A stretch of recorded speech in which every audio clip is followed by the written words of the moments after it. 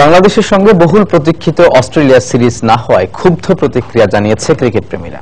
নিরাপত্তার কারণ দেখিয়ে অসিদের বাংলাদেশ সফর স্থগিতকে দুঃখজনক বলে মনে করেন টাইগার ভক্তরা। আসলে এটা আমাদের জন্য খুবই হতাশাজনক যে অস্ট্রেলিয়া টিম বাংলাদেশে আসছে না, এজন্য আমাদের দেশের একটা ভাবমূর্তি নষ্ট হচ্ছে। তারা যে অনিরাপদ এই ধরনের কোনো প্রেক্ষাপটে আমরা দেখি না। এর আগেও যতগুলো খেলা হয়েছে আমরা তো কোনো জায়গায় দেখি না যে কোনো সমস্যা হয়েছে।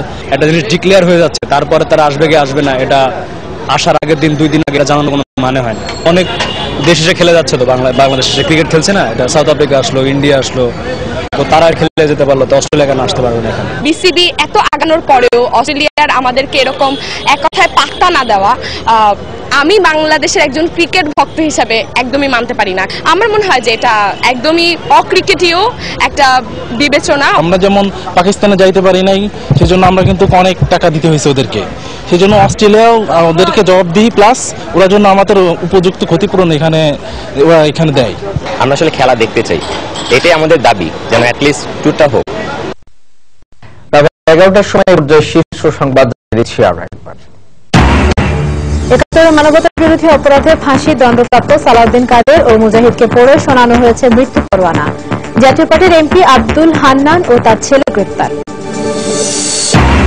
মিনায় পদদলিত হওয়ার ঘটনায় 41 বাংলাদেশের মৃত্যুর খবর নিশ্চিত করল পররাষ্ট্র মন্ত্রণালয়। নিখোঁজ অন্তত 150। বিমানের শিডিউল বিপর্যয়ে জেদ্দায় আটকা শত শত হাজির। ঢাকা ও চট্টগ্রামে বাস ও মিনি বাসের বর্ধিত ভাড়ায় স্বেচ্ছাচারিতা, ক্ষুব্ধ যাত্রীরা। অভিযোগ প্রমাণিত হলে শাস্তির আশ্বাস বিআরটিএর। ঢাকায় ইতালীয় নাগরিক হত্যার রহস্য এখনো অজানা। তদন্ত চলছে জঙ্গি হামলা ও নাশকতা সহ 4টি বিষয় বিবেচনায় নিয়ে।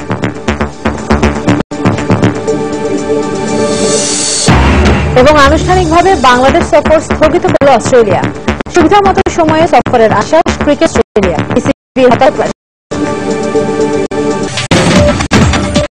দর্শক, এই ছিল রাত 11টার সময়।